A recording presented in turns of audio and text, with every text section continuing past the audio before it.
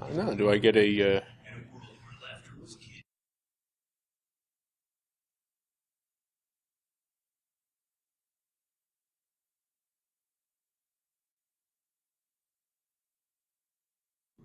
Yes. Alrighty. Good afternoon. Uh, my name's Eric Rand. On the Twitters, you might know me as Munin. Some other places too, but I won't mention them here. You'll see a URL there, brownhatsecurity.com/lore.odp. If you want the slides afterwards for some stupid reason, go ahead and grab them. So, we'll start out basically. Lore is basically what amounts to knowledge. There's a lot of fun connotations that tend to come with it. People assume it's something that comes in tomes of forgotten lore, or refers to really kind of strange subjects like the lore of herbs or the lore of birds or all sorts of weird things.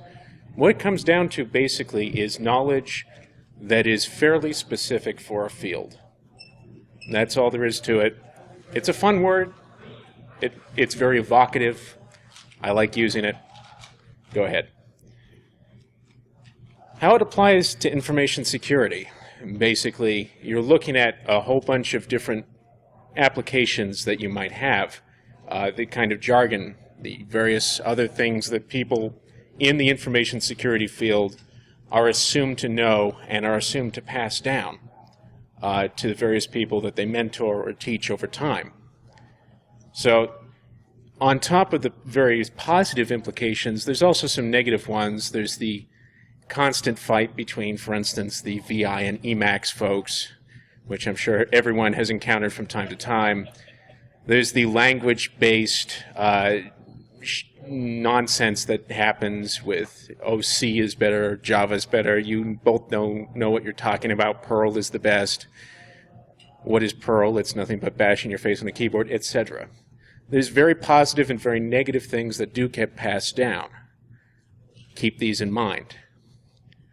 So, to talk about the rest of this talk, I'm going to introduce a topic that is a little bit outside the scope of InfoSec. That's tropes. For those of you who have not been to TV Tropes, I'm sorry for the next month, because you will lose it. Basically, a trope it's a device or a convention. It's something that is culturally recognized, that the author or screenwriter or producer can essentially leverage to get the kind of reaction that he wants. So you see there, you've got your cowboys fighting, having a tussle. The guy with the white hat is obviously the good guy. The guy with the black hat is obviously the bad guy. We in the InfoSec community know about white hat and black hat and all the other shadings of hats. We like hats. But basically, because you're aware of the tropes of the Western, you can tell instantly, without any other context, what's happening in this particular still. The good guy has just got the drop on the bad guy and is holding him up with a six-shooter. That's obvious, or should be obvious. So basically, the condensation of tropes leads to the kind of cultural expectations that you can work with.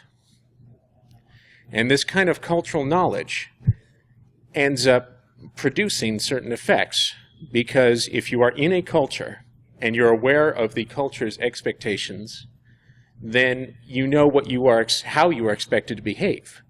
Whether you behave in line with the expectations or whether you deliberately violate those expectations leads to whatever actions you take having certain consequences. And those consequences, especially if they're widely known, feed back into the cultural knowledge. So basically, if you act in line with the cultural knowledge, with the kind of expectations the culture has of you, then the kind of consequences are fairly predictable. If you violate the expected actions, those consequences are likely to be fairly predictable also, unless you happen to do something completely new and innovative, but not a lot of people go and violate cultural expectations in completely new and innovative ways. So, all the world is a stage. It's fairly true. People do tend to play out relatively predictable roles. And if you've ever really looked into social engineering, you can see that that's kind of what makes it work. You take on a certain role when you're social engineering, and you expect them to react in a certain way according to that role that you've taken. So if you expand that out a little bit, basically what it comes down to is, if people are in a certain situation, they will tend to think and react in relatively predictable ways. That's how culture works. So we'll examine that a little bit with a neat little thing from 1981. How many of you know what TFTP is? And who's used it in the past year? Okay, so pretty much the basic idea of TFTP is the simplest possible way to get a file from one computer to another across a network. Really simple. The client goes, queries the server, says, I want this file. The server says, okay, here's the first chunk. The client acknowledges, sends an ACK, okay, I've got the first chunk, give me the next one. And it continues on and on. The Sorcerer's Apprentice bug results from naive implementations of TFTP. Basically what happens is when you get a certain amount of traffic clogging up the network, you end up with what amounts to a timeout condition. The packets are delayed and the client sends a read request. I didn't get that packet, give me this packet. So in the naive implementations, basically what it came down to was that when the server received a duplicate request for packet number 6, we'll say, I want packet number 6, I want packet number 6, it would send out packet number 6 in response to both of those requests. And unfortunately, the way the client was written, when it got packet number 6, it would send out the acknowledgement and request for packet number 7 both times, which quickly led to traffic kind of exploding. And it started to really clog up the network. And if it was left to go on long enough like that, the situation could grow quickly worse and worse and worse. And generally, you ended up with not only the TFTP client and server having issues, but anyone else who is on the same network segment or any other affected network segments, leading to what amounted to a completely melted down network, which is not exactly an optimal situation for anybody. So, okay, that one turned out to have a relatively simple fix as these things go. RFC 1123 basically said, okay, the server isn't supposed to go and get completely hog wild. If it starts receiving a lot of duplicate requests, it should only send a response to the first one. Easy enough. A little more complexity on the server, which can handle it. The clients are dumb for TFTP. It's intended for really dumb clients. So the server can handle it. Problem solved. Not so much. Roughly 22 years later, in the Apache Commons TFTP implementation, the same thing happened again. Because they forgot about RFC 1123. They just looked at the original one. And as it happened, they ended up by using essentially the same implementation the first time, the same thought processes. They ended up with what amounted to the same problem. Notice that it took just over 22 years for that to recur. This becomes kind of significant. Same need, same thought process, same bug. More or less what I just said, but it's worth re-emphasizing. Thinking along the same lines will end up leading you to the same traps. So fixing it, good old research. And actually this slide is already obsolete. Those of you with time machines will want to go back to yesterday and look at the ontology, a young ontologist primer talk, which has a really great solution for this. I will have looked forward to have been seeing you. Basically, what it comes down to for this obsolete methodology is to look at the complete RFC history. Don't just look up whatever comes first. Look up all the RFCs that pertain to the kind of protocol that you're implementing. Other people have done the same thing in the past, no doubt. There are very few really novel software projects out there. A lot of the stuff at least partially re-implements older stuff. Learn from their mistakes. Do the homework and you don't end up with the same problems. And there are many older developers who have definitely been there. They have seen this. Even if they are talking about their racing pigeons, in the meantime, try and pay attention at least a little bit when they're talking about things that are recognizable as work. So, segueing on, two strings walk into a bar. The first string says, "I'd like a beer." The second string says, "I'd also like a beer, hash, ampersand, exclamation point, correct horse battery staple 5283. The first string says, "I'm sorry, my friend's not null terminated."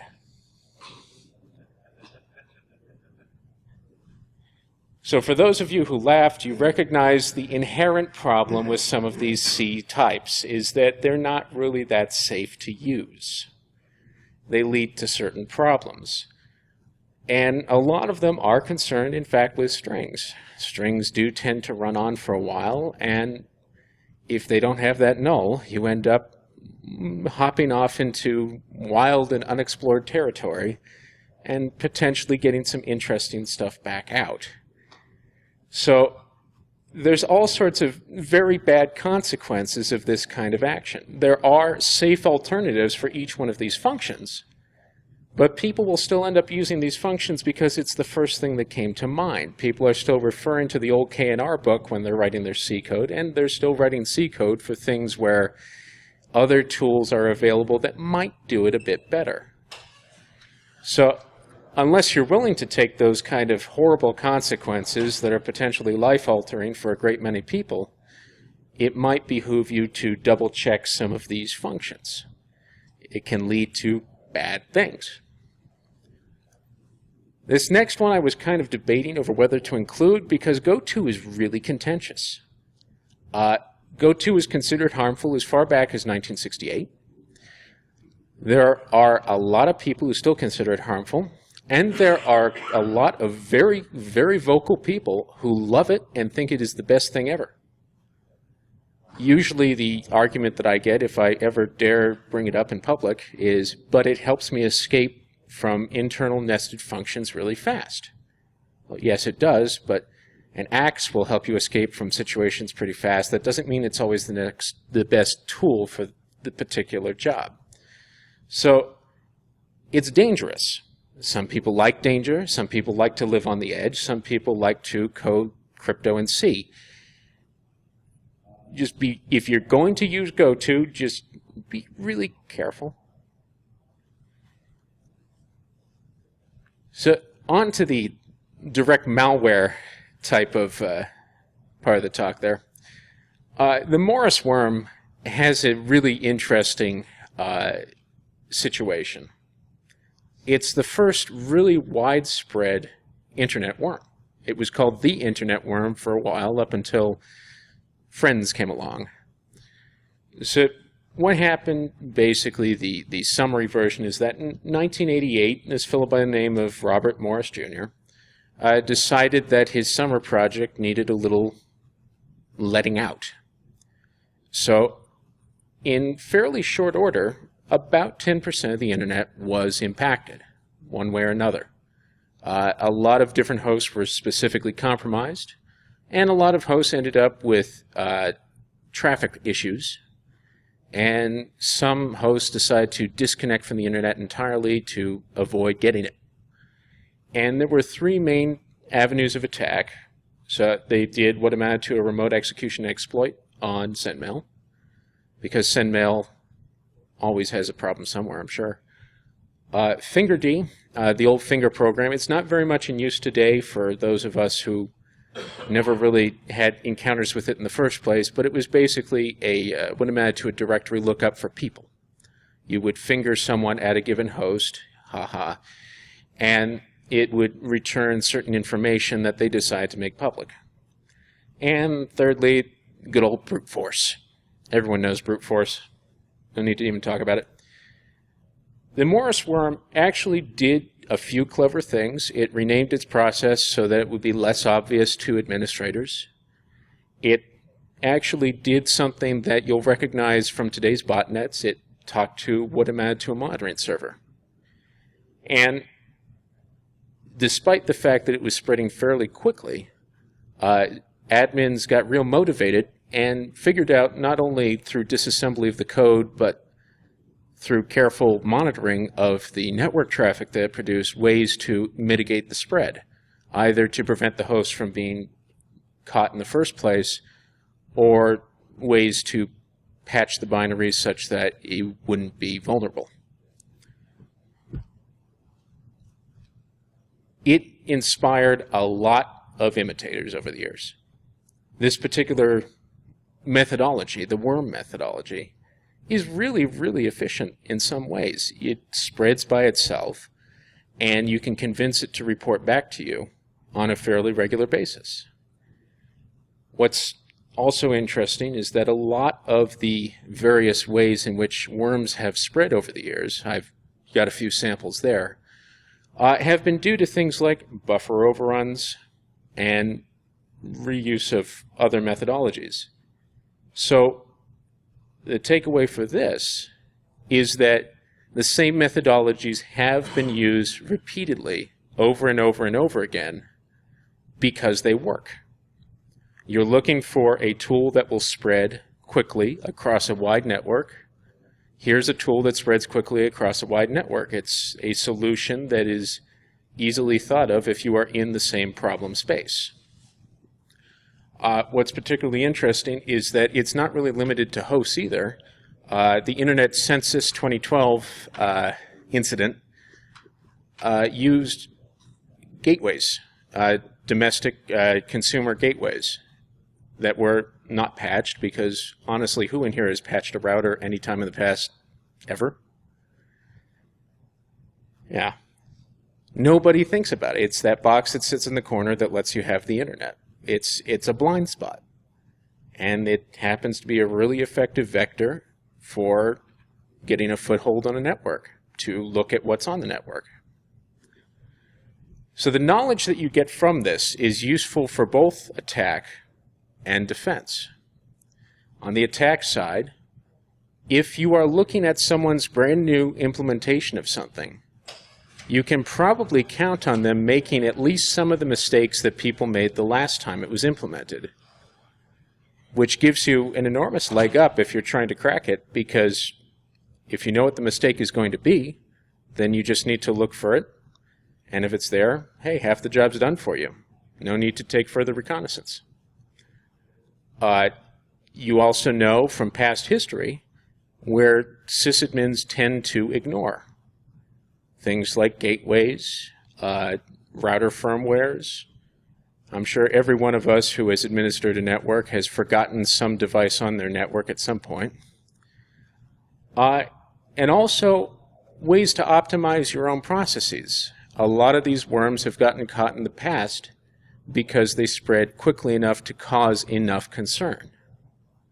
So by clogging up everyone's network with your worm, you end up getting people alarmed and motivated to fix it.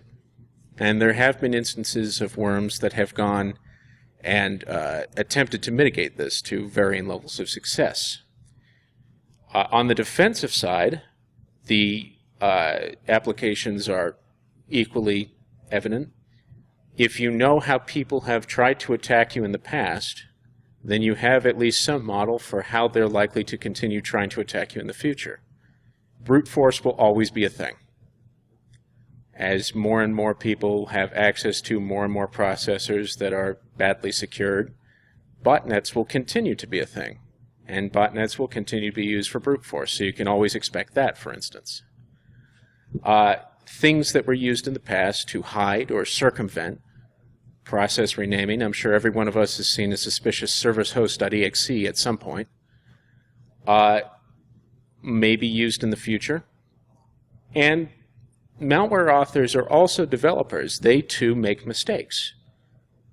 Earlier this year, for instance, there was a rather interesting CryptoLocker clone where the guy accidentally used a very stupid key where he figured that the key in bits instead of the key in bytes or something like that was adequate, and it turned out to be easily crackable for that particular implementation. People who are in similar situations, people implementing the same kinds of things, will tend to think in the same general mindset. That's one of the real big takeaways here. So if you know how it used to be done, then you'll have an idea for how it will be done in the future. So the witty aphorism at the end of this presentation, if you don't use history, history will use you, whether or not you're in Soviet Russia. What it comes down to is, this is the kind of thing that makes history repeat. If you are carrying the same mindset as the people who did it before because you're working on the same problem, but you're not aware of how they did it before, then you'll end up doing it again. You don't really want that.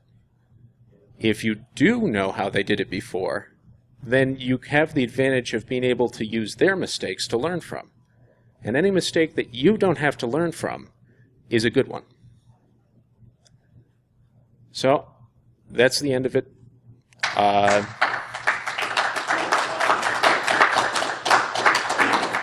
And I've got loads of time by the look of it, so if you have any questions, feel free to ask them. Observation. The land attack, which was source address, or source port equals destination port, source address equals destination address, was also vulnerable in IPv6 for Microsoft because they forgot that, oh yeah, that problem exists in our code.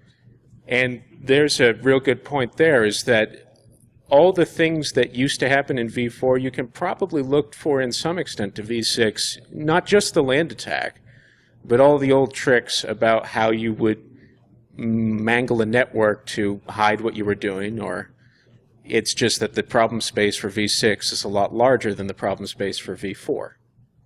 So it's well worth keeping an eye on not only that, but how the protocol was implemented by various vendors, that kind of thing. I just want to make sure I understand the continuity of the way you flow your presentation. The reason we brought up war is because we all share war stories and war stories. We all share tricks of the trade. And you have to pass that down for it to be usable. It has to be available before someone can know about it. And a differential in knowledge provides a blind spot to someone. And you would probably do well to make sure that someone that is blind is not you. So in other words, young people should listen to gray hair. Yep. Not to get all Confucian about it, but respect your elders and... Get off my lawn! Yes, there are some very, very happy elders in this room. Back in my day, we didn't sell dividend. We crawled to Europe and we liked it. I delivered a pigeon. You're a thoughtful guy. Why did you capitalize the ancient history? Because it was on another line and it looked better. I like it. Format. Not everything has to have deep meaning. Anyone else? Thank you very much. If you, just from what you're saying and how you parse some of this information, how much would you say of this of the problem you're talking about is essentially the shape of things conforming to the territory that it sits on versus the institutionalization of process, right? We have this tendency to say we go to school and school sort of teaches us how to do certain things. That becomes the process, and so therefore a commonality of process will also produce a commonality of results, right? Versus, it's almost like, I guess, a nature versus nurture argument, right? Because to some extent there's the nature of things too, and the nature of the way that these things happen. Not so much procedural, but just the fact of if you're going to build a trivial file transfer protocol, you're going to necessarily leave out a lot of the bells and whistles, right? That is part of it. we could probably go all night debating whether or not education causes thinking in the same way or whether people just inherently think in the same way. I'm not really going into that at this point. I just know that people will act the same way in the same situation, and it's something that just happens. You can do with it what you want, and you can look for the reasons for it by all means, but that's a little deeper than I intended. Go ahead. I think so one of your observations was kind of the repetition of mistakes that were made in the past due to ignorance of the lore. Do you see this eventually coming to a point where we can see a kind of catastrophic outcome due to ignorance of past mistakes and past efforts? It depends on how catastrophic you want it. Certain things have been fairly catastrophic. I did reference that lovely Heartbleed thing, which I think we'll all agree was fairly high in the catastrophe scale for impact. As for actual information leakage, I don't know if we'll ever know.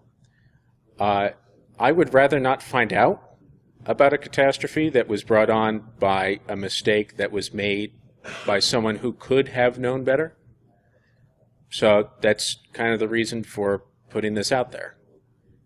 Pay attention to what happened in the past so that you won't be tomorrow's headline. And one more. I mean, the other thing is, I mean, we have another problem. Everybody understands what Baroque is.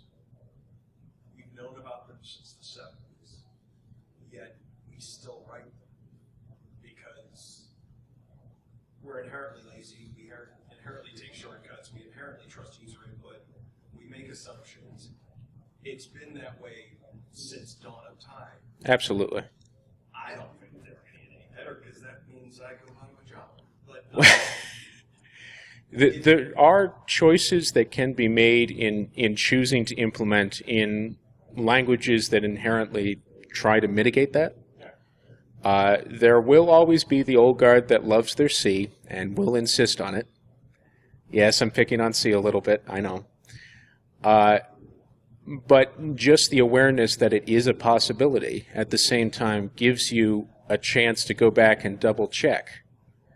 Just because you know that a buffer overrun can happen in these situations, you can always go back, hopefully, sometime before it goes live, and at least take a quick high-level look to make sure those situations haven't cropped up.